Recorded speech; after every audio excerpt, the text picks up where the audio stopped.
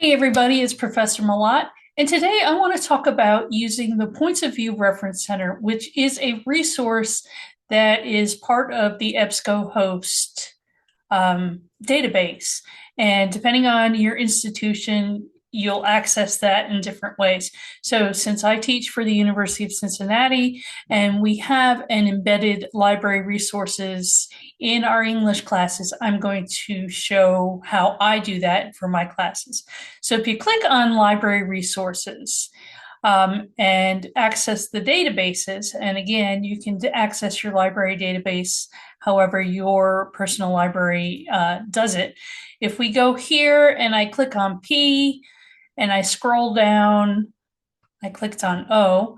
Let's click on P and scroll down to where we see Points of View Reference Center.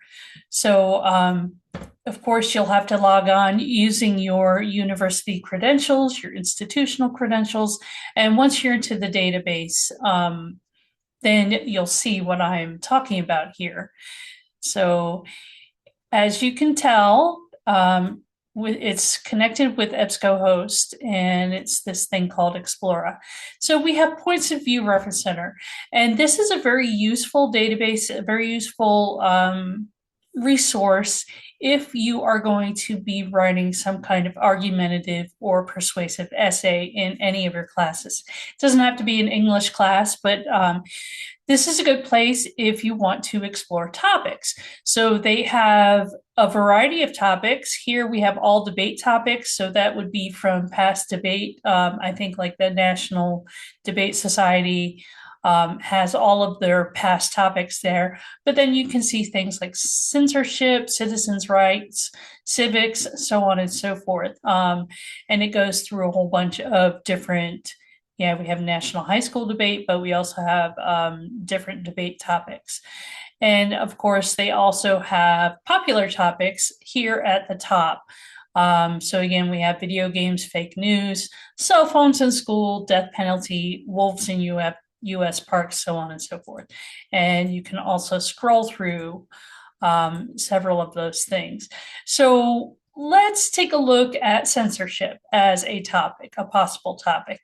And again, it breaks down into subtopics. So you can see here there's banning books all the way through teachers' rights and terrorism and the media. So I'm going to click on banning books for no particular reason. But then you will see here, this is just for, we have an overview article, right? So you can click on read more to read through the article, and it will be an article that you can actually download if you want to. You can save it as a PDF here, or you can cite it. So let's go back to the other aspects here on the page. You'll see we have point and counterpoint, and then a critical analysis. So think of point and counterpoint as kind of the argument for and the argument against, or the argument and the counter argument.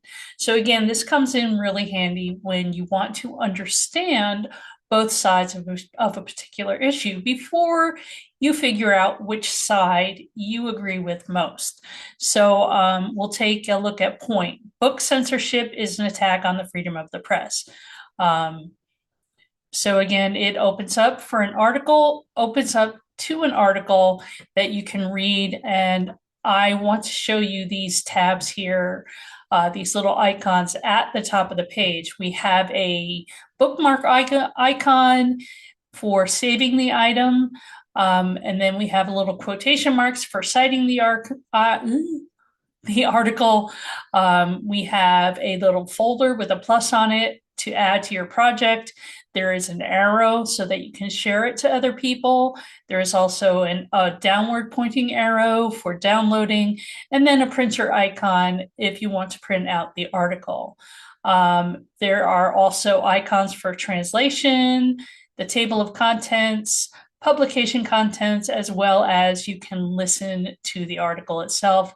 And finally, there is a little accessibility support icon all the way over to the far right. Now, the one I want to show you that is really cool, I'll scroll through the article so you can see that there is actually information about the author as well as a bibliography of additional sources at the end, which can be very helpful if you are trying to find or are required to use additional sources for your paper. This can be a way to jumpstart your research. So that's one thing. And then again, I'm going to go to those little quotation marks for citation.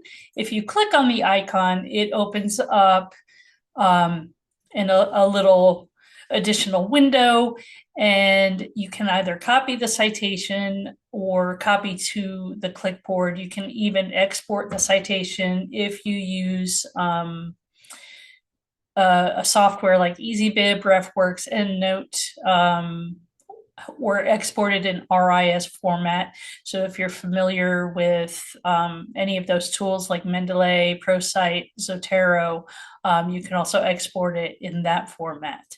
But I'm going to copy the citation, and since our English classes use MLA format for citations, MLA style, I'm going to open that drop-down menu, click on the arrow, and scroll down using the scroll bar to get MLA 9th edition.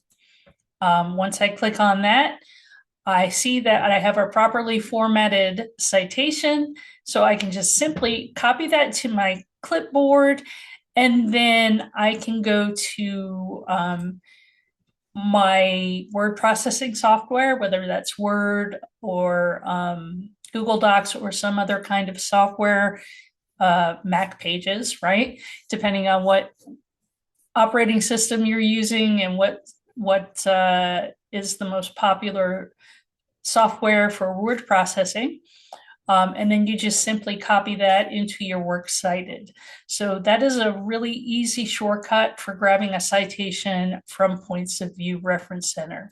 And that's actually anything that you find in the databases, at least in the UC library system, but I would assume most library systems now have this feature in their databases where you can actually pull that citation in whatever citation style that you need for your writing. Again, you will see the same thing with the counterpoint article. I'm just going to quickly scroll through it. And again, we have several different access options. We can access the online full text as well as the PDF, and we have that option to download it. So here, actually, let's take a look at the PDF. Again, you see we have all of those icons at the top. If I go back and click on the online full text, it will again open up and have those different options. I see the difference here with the online full text. It looks like we have that translation option, whereas if we take a look at the PDF, you'll see we don't have that translation option over in the right-hand corner of the page. So that is something to keep in mind if you are an English language learner and you want to translate it into a more easily understandable language for you, into your native language, then the online access or the PDF access is probably your best bet for that. But again, with the PDF, you can once again scroll down and we have information about the author as well as that bibliography. So there's that. And then to have a critical analysis, the guide to critical analysis. So this gives you an overview of both the point and counterpoint. It gives you some tips as you're reading. Take a look at the facts, take a look at opinions, and then decide for yourself which way you want to take side, what side you want to take in that argument. So hopefully this has been helpful for you. Again, Points of View Reference Center is really, really helpful in not only finding a topic to write about, but also for understanding both the argument and the counter argument in any topic that you might be writing about in any of your classes. All right, so that's it. Take care, and I hope to see you soon. Bye bye.